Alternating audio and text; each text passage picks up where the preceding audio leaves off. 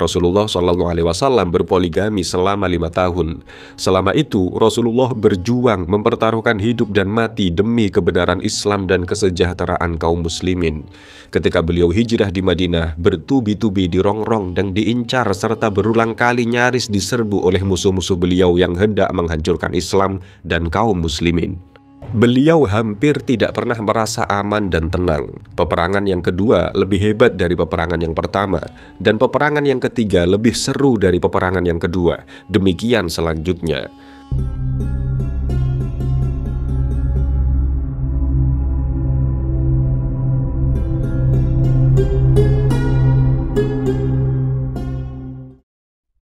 Assalamualaikum warahmatullahi wabarakatuh, sahabat-sahabat muslim yang dirahmati Allah Subhanahu wa Ta'ala. Pernikahan Nabi Muhammad SAW adalah cerminan kebijaksanaan dan petunjuk ilahi yang membawa hikmah mendalam bagi umat manusia. Sebagai seorang nabi, Allah memberikan keistimewaan-keistimewaan yang unik dalam hal beristri, menciptakan kisah pernikahan yang tidak hanya penuh cinta, tetapi juga syarat dengan logika dan hikmah yang mendalam. Rasulullah SAW memiliki beberapa orang istri. Berdasarkan itu, sebagian kaum orientalis yang anti-Islam menuding bahwa Rasulullah SAW itu hyperseks dan budak nafsu syahwat. Padahal di balik poligami tersebut ada rahasia yang agung. Sayangnya, kaum orientalis yang anti-Islam enggan menyingkap rahasia agung itu. Banyak pula orang yang mengira bahwa poligami dikenal pada masa Islam. Mereka beranggapan Islamlah yang membawa ajaran tentang poligami. Bahkan, ada yang secara tegas menuduh Islam sebagai penyebab munculnya poligami dalam sejarah Islam. Pada masa modern ini, banyak alasan yang diajukan untuk melakukan poligami. Di antaranya adalah mengikuti sunnah Nabi Muhammad SAW. Alasan inilah yang biasanya diajukan para poligan yang beragama Islam. Mereka beranggapan bahwa poligami adalah sunnah Nabi SAW yang memiliki landasan teologis, yaitu berdasarkan surat An-Nisa ayat 3. Alasan yang selanjutnya adalah ketidakseimbangan jumlah antara laki-laki dengan perempuan. Banyak negara, jumlah perempuan memang lebih banyak dari laki-laki. Bahkan bukan hanya jumlah perempuan secara umum saja yang melebihi laki-laki, tetapi jumlah perempuan yang sudah pada usia untuk menikah juga lebih banyak dari laki-laki. Perlu diketahui bahwa poligami bukanlah sesuatu yang dianjurkan untuk semua orang, akan tetapi itu hak khusus yang diberikan Allah kepada Nabi Muhammad SAW berdasarkan wahyu dalam Al-Quran. Hal ini dengan tegas dijelaskan oleh Allah Subhanahu wa Ta'ala dalam Al-Quran surat Al-Ahzab ayat 50, yang artinya, "Wahai Nabi, sesungguhnya kami telah menghalalkan bagimu istri-istrimu yang telah kamu berikan mas nikahnya, dan hamba sahaya yang kamu miliki, yang termasuk apa yang kamu peroleh dalam peperangan yang dikaruniakan Allah untukmu. Dan demikian pula anak-anak perempuan dari saudara laki-laki bapakmu, anak-anak perempuan dari saudara perempuan bapakmu, anak-anak perempuan dari saudara laki-laki ibumu, dan anak-anak perempuan dari saudara perempuan ibumu yang turut hijrah bersama kamu, dan perempuan mukmin yang menyerahkan dirinya kepada Nabi, kalau Nabi mau menikahinya, sebagai pengkhususan bagimu, bukan untuk semua orang mukmin. Sesungguhnya kami telah mengetahui apa yang kami wajibkan kepada mereka tentang istri-istri mereka dan hamba sahaya yang mereka miliki, supaya tidak menjadi kesempitan bagimu, dan adalah Allah Maha Pengampun lagi Maha Penyayang." Setelah istri pertama beliau, Khadijah Al-Kubra, wafat, dakwah Islamiyah menghendaki beliau menikahi beberapa perempuan. Paman beliau, Abu Thalib, dan istri beliau Khadijah merupakan dua tiang yang mendukung, membantu, dan mempertahankan beliau. Setelah keduanya meninggal, beliau adakanlah hubungan pernikahan dengan kaum atau suku yang kuat dan berpengaruh untuk lebih memudahkan jalan dakwah beliau.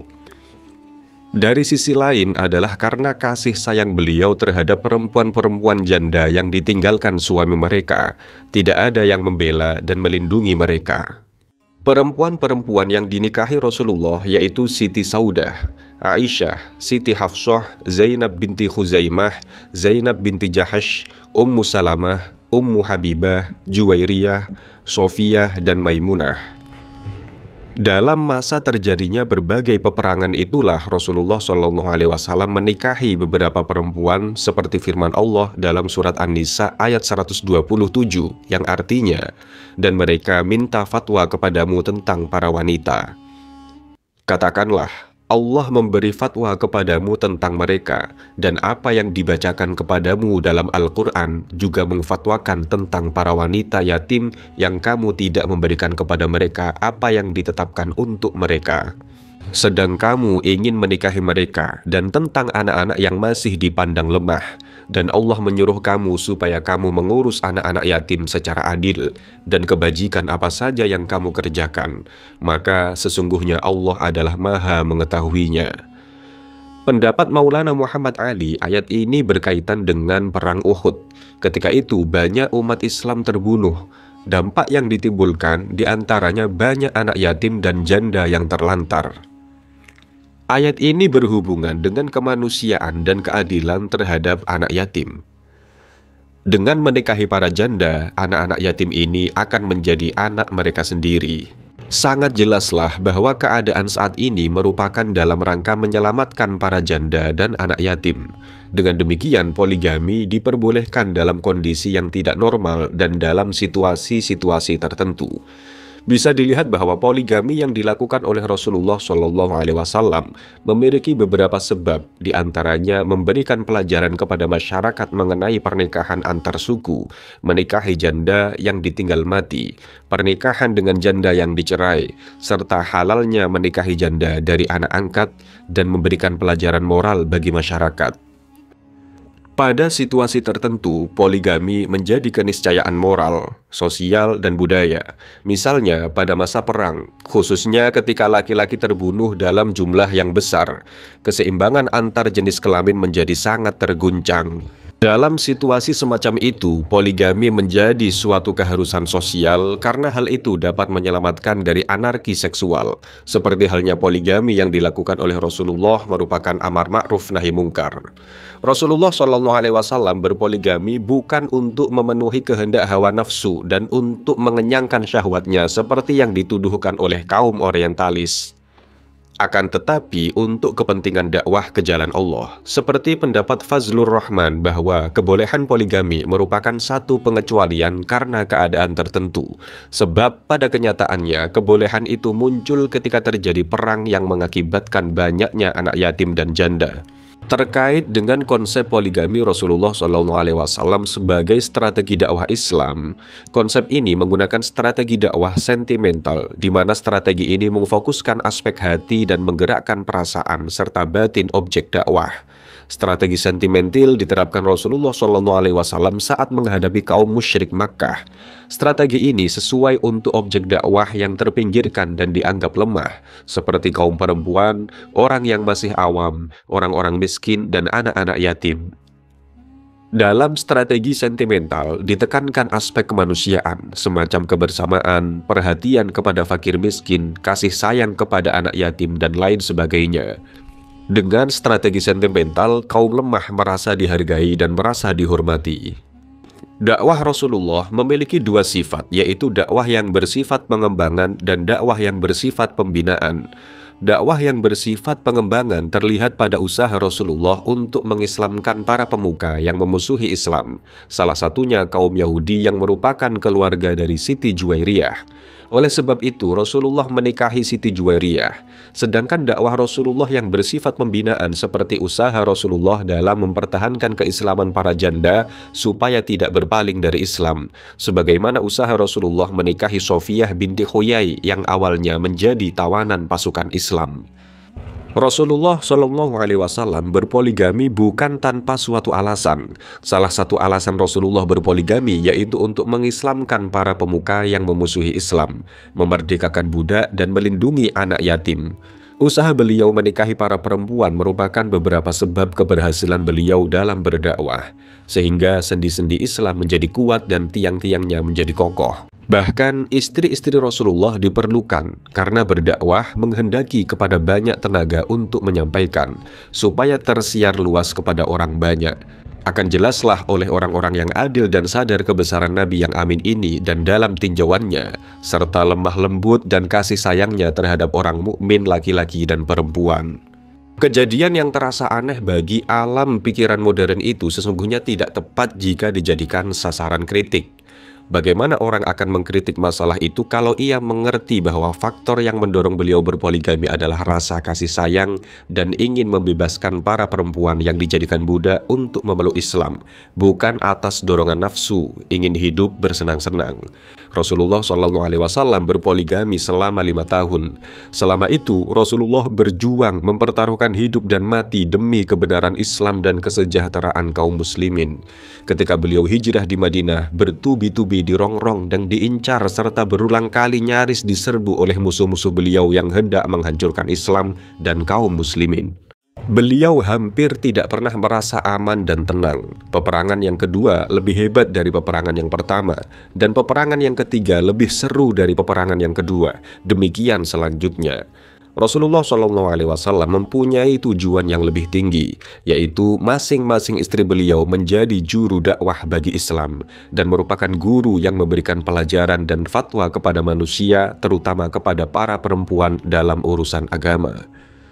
Rumah tangga Nabi merupakan rumah sekolah bagi muslimin dan muslimat.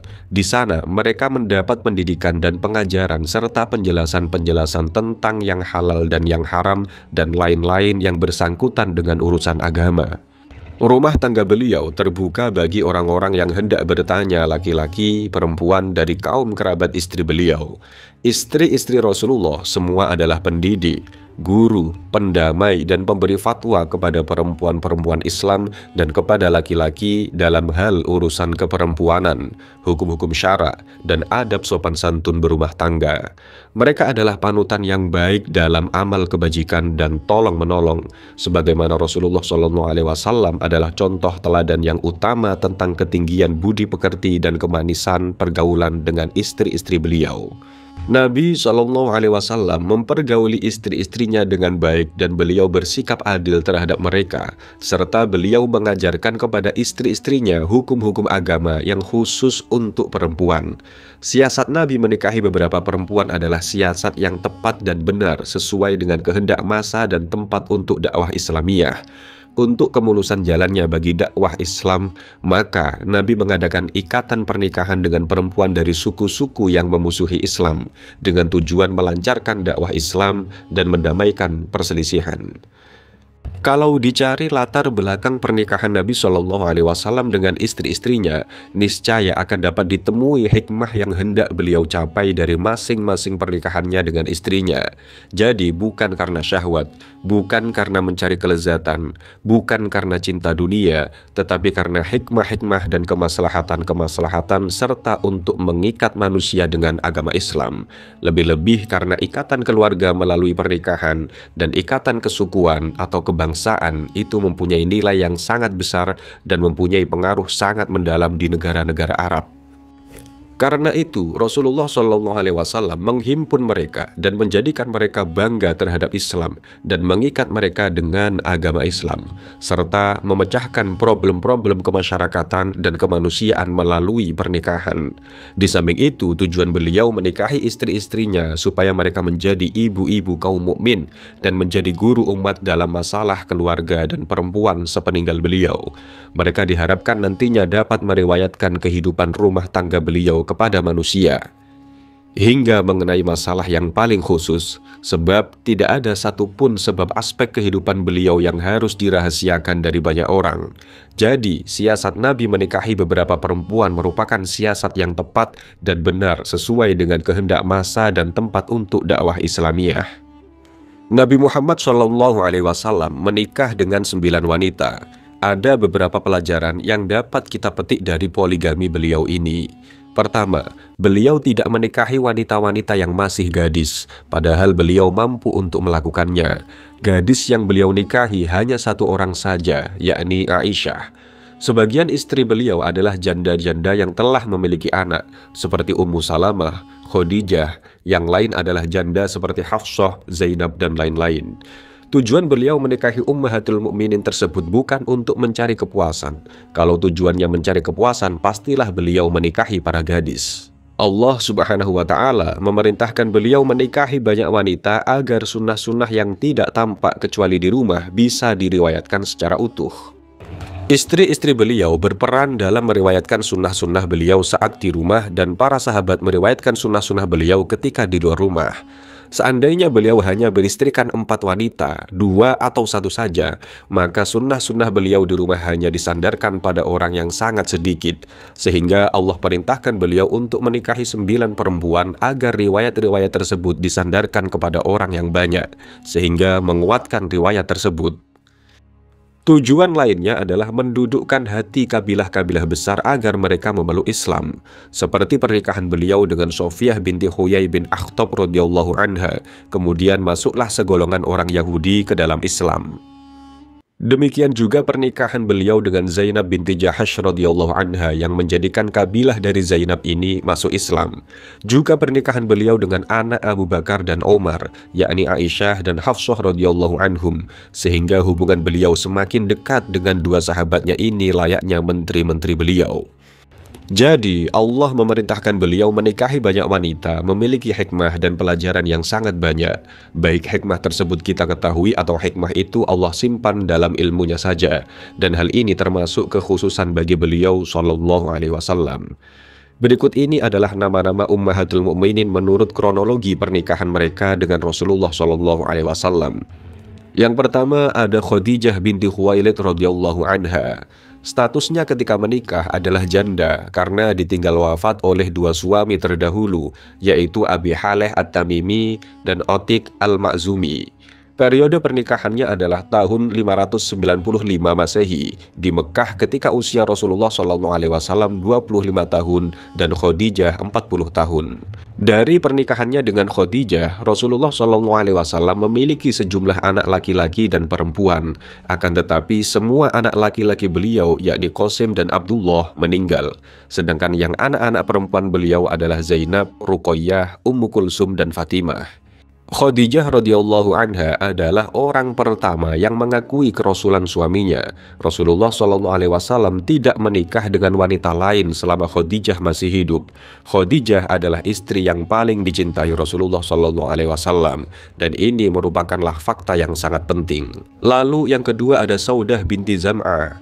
Status ketika menikah adalah janda dari Sakron bin Amr bin Abdi Syams yang turun berhijrah ke Habasyah. Periode pernikahannya adalah tahun 631 Masehi ketika Saudah berusia 35 tahun. Dalam pernikahan ini, Nabi Muhammad dan Saudah tidak dikaruniai anak. Tujuan Rasulullah SAW menikahinya adalah untuk menyelamatkannya dari kekafiran akibat menjanda. Keluarga Saudah radhiyallahu anha masih kafir dan dipastikan akan mempengaruhi kembali Saudah jika tidak diselamatkan. Lalu yang ketiga ada Aisyah binti Abu Bakar radhiyallahu anha. Status ketika menikah adalah gadis. Aisyah radhiyallahu anha adalah anak kandung sahabat beliau Abu Bakar As-Siddiq. Beliau adalah khalifah Islam yang pertama pada tahun 632 hingga tahun 634 Masehi. Aisyah radhiyallahu anha berumur antara 6 hingga 9 tahun ketika Rasulullah menikahinya. Tetapi mereka baru bercampur setelah Aisyah sudah cukup umur, yakni akil balik. Periode menikahnya terjadi pada bulan Syawal tahun ke-11 dari kenabian, setahun setelah beliau menikahi Saudah atau 2 tahun dan 5 bulan sebelum hijrah. Dari pernikahan ini, Nabi Muhammad SAW tidak dikaruniai putra. Rasulullah SAW tidak pernah menikahi seorang gadis selain Aisyah.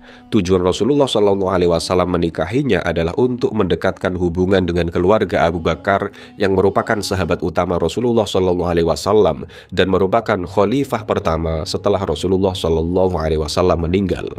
Lalu yang ketiga ada Hafsah binti Umar bin Khattab radhiyallahu anhum. Status ketika menikah adalah janda dari Khunais bin Hudzaifah yang gugur sebagai syahid dalam Perang Badar.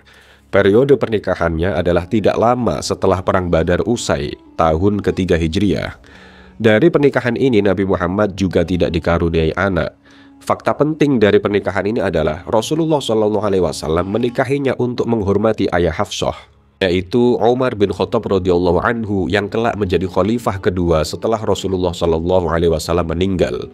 Lalu yang kelima ada Zainab binti Khuzaimah radhiyallahu anha.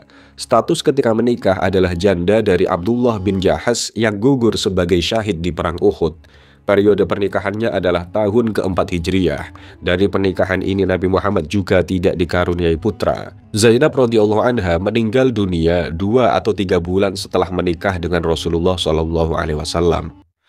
Lalu yang keenam ada Ummu Salamah Hindun binti Abu Umayyah radhiyallahu anha. Ketika menikah dengan Nabi Muhammad SAW, statusnya adalah janda dari Abu Salamah dengan meninggalkan 2 anak laki-laki dan 2 anak perempuan.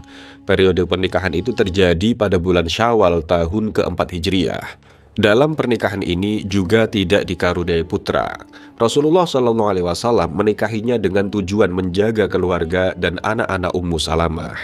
Yang ketujuh ada Zainab binti Jahash bin Royab radhiyallahu anhum. Ketika menikah dengan Zainab binti Jahash, statusnya adalah janda, cerai dari Zaid bin Harisah, anak angkat Rasulullah SAW. Periode menikahnya adalah terjadi pada bulan Dzulqa'dah tahun ke-5 Hijriyah. Pada pernikahan ini juga tidak dikaruniai putra. Zainab adalah putri bibi Rasulullah SAW. Rasulullah SAW menikahinya atas perintah Allah Subhanahu wa Ta'ala berdasarkan surat Al-Ahzab ayat 33-37, yang artinya, dan ingatlah ketika kamu berkata kepada orang yang Allah telah melimpahkan nikmat kepadanya dan kamu juga telah memberikan nikmat kepadanya, tahanlah terus istrimu dan bertakwalah kepada Allah, sedang kamu menyembunyikan di dalam hatimu apa yang Allah akan menyatakannya, dan kamu takut kepada manusia, sedang Allah lah yang lebih berhak untuk kamu takuti. Maka tatkala Zaid telah mengakhiri keperluan terhadap istrinya, yakni menceraikannya, kami kawinkan kamu dengan dia, supaya tidak ada keberatan bagi orang mukmin untuk mengawini istri-istri anak-anak angkat mereka. Apabila anak-anak angkat itu telah menyelesaikan keperluannya daripada istrinya dan adalah ketetapan Allah, itu pasti terjadi. Yang dimaksud dengan ayat orang yang Allah telah melimpahkan nikmat kepadanya ialah Zaid bin Harisah. Allah telah melimpahkan nikmat kepadanya dengan memberi taufik masuk Islam. Nabi Muhammad pun telah memberi nikmat kepadanya dengan memerdekakan kaumnya dan mengangkatnya menjadi anak. Ayat ini memberikan pengertian bahwa orang boleh mengawini bekas istri anak angkatnya. Lalu yang kedelapan ada Juwairiyah binti Al-Haris radhiyallahu anha. Status ketika menikah adalah janda dari Masafi ibnu Safwan. Periode menikahnya adalah bulan Sya'ban tahun ke-6 Hijriyah. Dari pernikahan ini tidak memiliki putra. Juwairiyah radhiyallahu anha adalah putri dari Al-Haris bin Diror, pemimpin Bani Mustalik yang pernah berkomplot untuk membunuh Rasulullah SAW, namun berhasil ditaklukkan. Juwairiyah kemudian menjadi tawanan perang yang dimiliki oleh Sabit bin Qais bin Shimas, kemudian ditebus oleh Rasulullah SAW. Rasulullah SAW kemudian menikahinya untuk melunakkan hati sukunya kepada Islam. Lalu yang kesembilan, Ummu Habibah Romlah binti Abu Sufyan radhiyallahu anha. Status ketika menikah dengan Nabi Muhammad adalah janda dari Ubaidillah bin Jahash yang hijrah bersamanya ke Habasyah. Periode pernikahannya adalah bulan Muharram tahun ke-7 Hijriyah lewat khitbah melalui Raja Najasyi. Dari perkawinan ini juga tidak dikaruniai putra. Suami Ummu Habibah yang pertama, yakni Ubaidillah tersebut murtad dan menjadi Nasrani dan meninggal di Habasyah. Ummu Habibah tetap istiqomah terhadap agamanya. Alasan Rasulullah SAW menikahinya adalah untuk menghibur beliau dan memberikan sosok pengganti yang lebih baik gantinya. Selain itu, sebagai penghargaan kepada mereka yang hijrah ke Habasyah karena mereka sebelumnya telah mengalami siksaan dan tekanan yang berat di Mekah. Lalu yang ke-10 ada Sofiyah binti Huyai bin Akhtab radhiyallahu anhum. Status ketika menikah adalah janda dari Kinanah, salah seorang tokoh Yahudi yang terbunuh dalam peperangan Khaybar. Periode pernikahannya adalah 628 Masehi, tahun ke-7 Hijriyah. Dalam pernikahan ini, Nabi Muhammad tidak dikaruniai putra. Sofiyah adalah istri Rasulullah SAW yang berlatar belakang etnis Yahudi. Sukunya diserang karena telah melanggar perjanjian yang sudah mereka sepakati dengan kaum muslimin. Sofiyah termasuk salah seorang tawanan saat itu. Nabi berjanji menikahinya jika ia masuk Islam, maka masuklah ia dalam Islam. Lalu yang ke-11 ada Maimunah binti Al-Haris radhiyallahu anha. Status ketika menikah adalah janda dari Abdurrahman bin Abdul Uzza. Ia saudarinya Ummul Afdol Lubabah binti Al-Haris. Ia adalah seorang janda yang sudah berusia lanjut, dinikahi di bulan Dzulqa'dah tahun 7 Hijriah pada saat melaksanakan umroh qadha. Dalam pernikahan ini Nabi tidak memiliki putra. Rasulullah SAW menikahinya sebagai penghormatan bagi keluarganya yang telah saling tolong-menolong dengannya. Maimunah sendirilah yang datang menemui Rasulullah SAW dan meminta agar menikahinya. Lalu yang ke-12 ada Maryah Al-Qibtiyah radhiyallahu anha. Status ketika menikah adalah hamba sahaya Rasulullah SAW sebagai hadiah dari Muqawqis, seorang penguasa Mesir. Periode pernikahannya terjadi pada 3 tahun sebelum Rasulullah SAW wafat. Dari Maryah Al-Qibtiyah, Nabi Muhammad dikaruniai putra yang bernama Ibrahim. Namun beliau meninggal dunia pada usia 18 bulan.